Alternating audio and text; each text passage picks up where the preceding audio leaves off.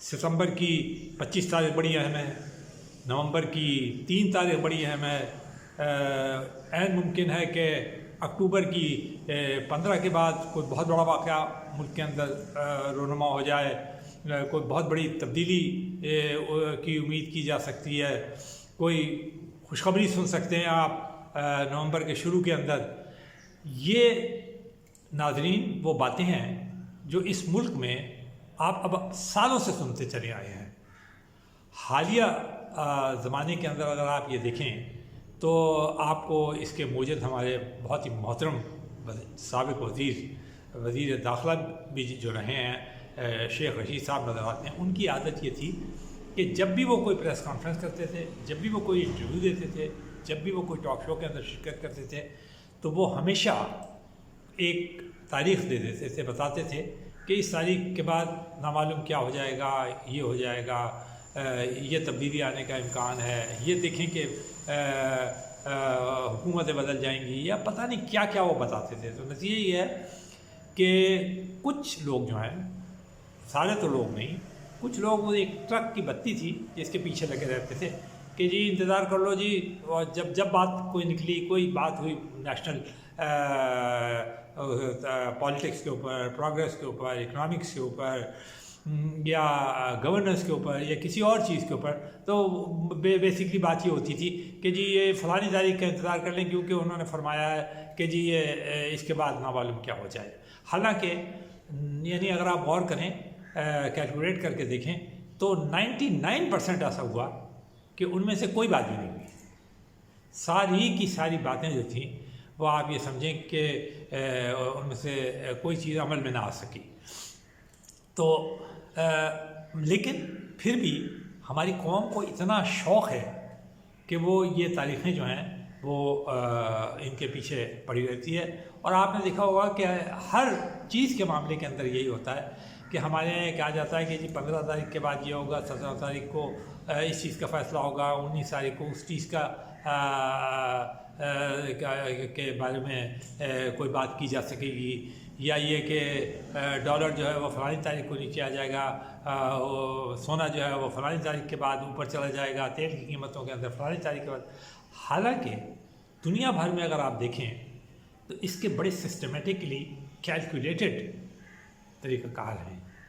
تیل کی پرائسز کب اپ ہوں گی، تیل کی پرائسز کب ڈاؤن ہوں گی، سونے کی پرائسز کب اپ ہوں گی، سونے کی پرائسز کب ڈاؤن ہوں گی، یا اور دوسری چیزیں بھی۔ آپ باقاعدہ اگر اسٹڈی کرتے رہیں انٹرنیشنل ریلیشنز کو، یا ایون کسی ملک کے حالات کو بھی اسٹڈی کرتے رہیں، تو آپ کو یہ پتہ چلے گا کہ جس ڈگر کے اوپر وہ حالات جا رہے ہیں تو وہ آٹومیٹکلی ایک خاص قسم کے اس کے لیے کسی تاریخ مقرر نہیں ہے۔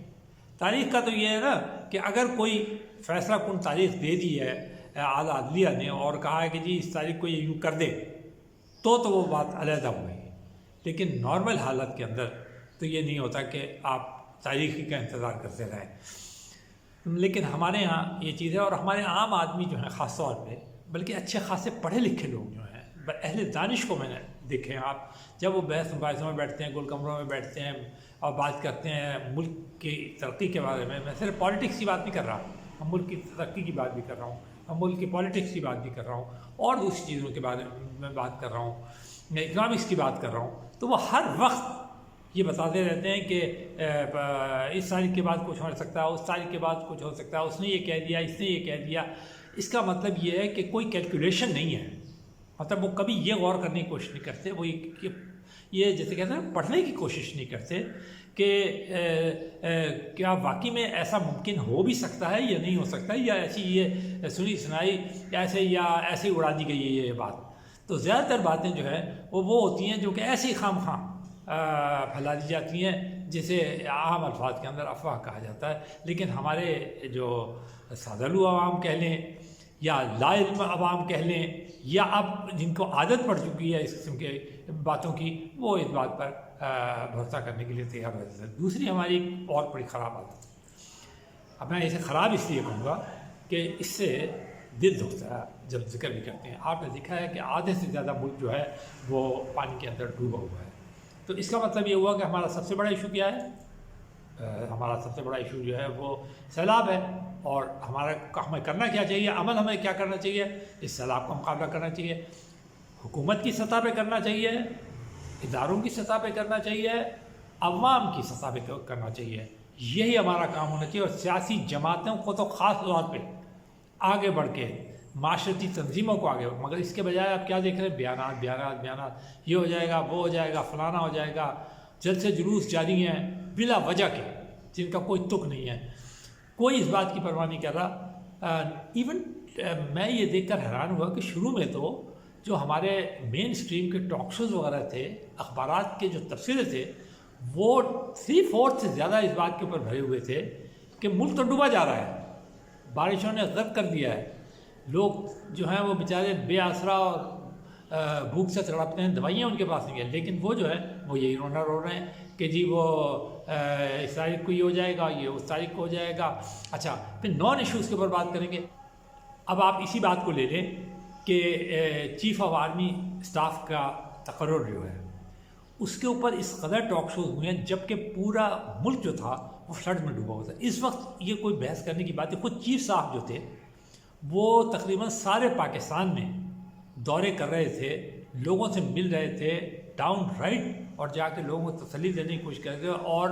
اپنی جو افواج تھیں ان کو کہہ رہے تھے کہ آپ زیادہ سے زیادہ لوگوں کو ریلیف دیں. مگر لوگ ٹاک شوز کے اندر اگر اینکرز کو دیکھیں تو ان کا کنسرن یہ تھا کہ کون سی تاریخ ہوگی، کس طرح چیف صاحب کا اپوائنٹمنٹ ہوگا، کیا ایکسٹینشن ہوگا، ایکسٹینشن نہیں ہوگا،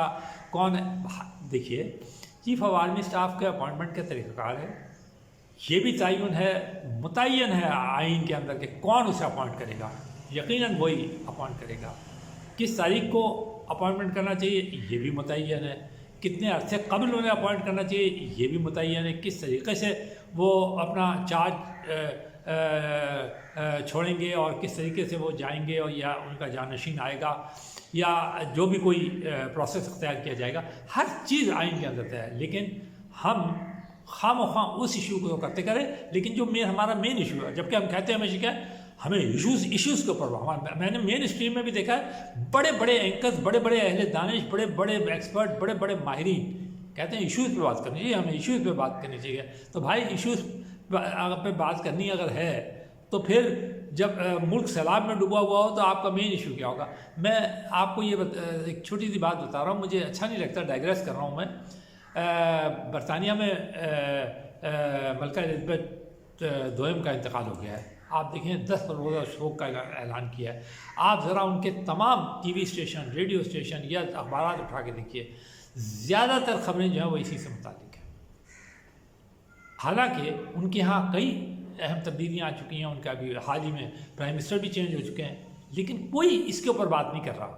جو مین بات کر رہا ہے وہ اسی کے اوپر کر رہا ہے، یہ کہ یہ سوگ ہے، یہ غم منانے کا وقت ہے تو اس لیے غم منایا جائے. لیکن ہمارے یہاں ملک ڈوبا ہوا ہے،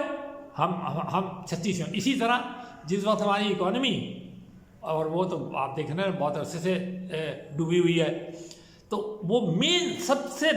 مین ایشو، سیلاب بھی انشاءاللہ ختم ہو جائے گا اور اس کے آفٹر ایفیکٹ بھی ختم ہو جائیں گے، لیکن ہمارا مین ایشو تو ہماری معیشت ہوگی. تو کبھی ہم معیشت کے اوپر بات نہیں کرتے، ہمیشہ